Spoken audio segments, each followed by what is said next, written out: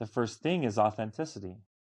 Because until you're authentic, you can't feel or give real love. And that was an aha for me. That was a big wake up. Because I thought that for sure I could love others and I could receive love. But until I could authentically be me, I couldn't do either of those things.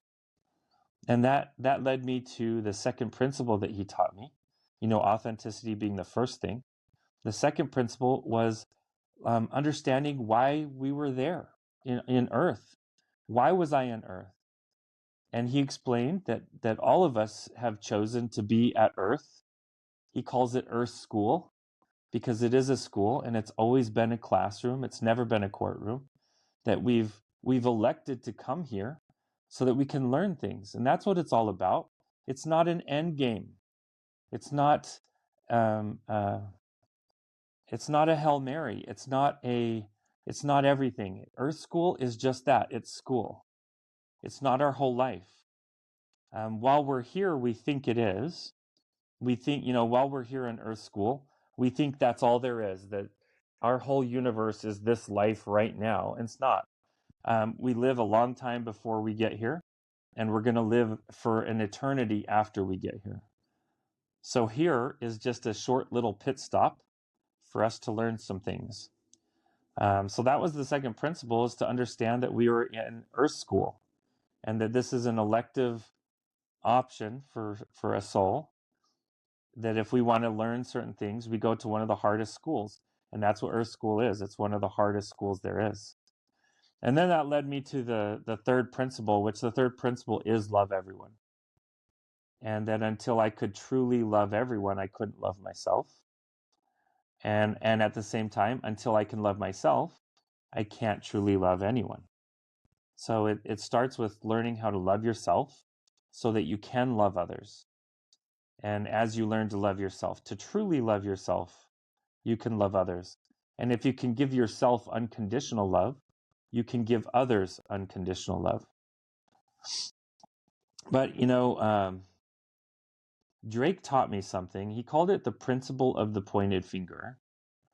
That as I could point love at, authentic love at others, I'm pointing 3 times that love at myself.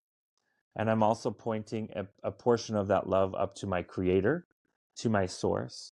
But at the same rate, if I'm pointing negative energy at someone else, I'm pointing a portion of that negative energy up to God, and I'm pointing 3 times that portion back at myself. So for me to fully understand that principle of loving everyone, I had to realize that I needed to express positive energy, love energy on all of my fellow beings, even the ones I disagreed with, even the ones that were in the opposite political party or the opposite NFL team or the opposite NBA team. I had to love everybody. And that led me to the fourth principle. The fourth principle was that if I can truly love everyone, then I'm opening my heart up to receive an inner voice, and that every one of us has a voice inside of us. And this inner voice, it runs off of love. It runs off of joy and love. And I don't mean gratification joy. I mean true joy, true and everlasting joy. And if we can get ourselves to feel love and joy, then we can receive an intuition, an inner voice. And that inner voice is essentially our connection to our Creator. And that through that inner voice, we can be guided. And, you listening to that inner voice is paramount or fundamental for our success in Earth School. And that led me to the fourth principle. The fifth principle, because listening to your inner voice is the fourth, but the fifth principle is learning to use technology responsibly. Because if you do get access to that inner voice through love and joy, using technology, you can actually increase that love and joy, therefore increasing God's voice or your intuition inside of you. But at the same time, technology can be an absolute enemy to love and joy. And that would mean that we would have to harness or utilize a healthy relationship with technology. And if we learn to use technology responsibly, then it's going to allow us to go even that next step. And that next step is to release all prejudice. And, I was raised in a biracial family, so I felt I was for sure not prejudiced at all. I felt I was probably one of the least prejudiced kids that I grew up with. And Drake showed me, he said, I'm so grateful that you are not prejudiced. But what do you think about prejudiced people? And I went off. I was like, I hate prejudiced people. They're so closed-minded. They choose someone's lifestyle or their skin color or their religion, or they choose something small-minded to ostracize or push away another kind. And it was so funny because Drake showed me, he showed me like an image of myself as the non-prejudice. And he showed me as I'm sitting there, like saying bad things about prejudiced people, he like lifted me up and like, metaphorically brought me over to the prejudice side. And he helped me realize that by me hating prejudiced people, I was prejudiced. And that I was like, what? That was that Wow. was so that was so outside of what I knew, but yet I knew it was true. That I couldn't be prejudiced against anyone, even prejudiced people. Because if I am, I'm joining their ranks. And, to me, I think some of the most prejudiced are just evil leaders from our history. And I saw one of these leaders and I'm like, I'm not going to be anything like that person. And Drake helped me understand that by me hating them, I was becoming one of them. So that was another big one. And he brought me back to that principle of the pointed finger, that if I put out any type of hate towards even prejudiced people, I'm sending that hate back to myself. And he helped me understand that prejudiced people don't just wake up prejudice. It doesn't happen. What happens is they wake up normal beings and they begin to get hurt by life and by other people. And over time, they start to build a false belief that it must be this certain type of person that is causing the pain. And so hurt people begin to hurt people. Healthy people, healthy and happy people don't just wake up and become prejudiced. It doesn't happen. He showed me that it only happens when they are either trained or taught or hurt into becoming prejudiced. So I began to even see prejudice or prejudice in a new light, and understand that if I really love God, my creator, that I had to love all of God's creations. That, loving God's creations includes loving the beautiful flowers and the trees, but also loving the lion and the tiger that could eat you, right? But you're still going to love it all. You've got to love it all. And that was a big one for me, that even though there was some lions and some tigers out there, I needed to love them just as much as the flowers and the trees and the beauty that God created. And that brought me to the seventh principle, which is the power of creation. And that if I really can release all prejudice, then I am now beginning to taste the power of creation. And what we have, all of us, is we all have these magic wands. Our magic wands allow us to create or destroy anything. And what those magic wands are our thoughts. If we can control our thoughts, then we can control our environment. And if we can control our environment, we can eventually control our life. At first, it might not seem like that, but if we just try using our magic wands, using our thoughts to think positive things and to think in the positive throughout our life, we will end up creating a life full of gratitude, a life full of abundance, and a life full of love. And this power of creation is ours. And I don't care if you're born into a prison or if you're born into abundance already. You can lose it, and you can build it just as quick with your thoughts.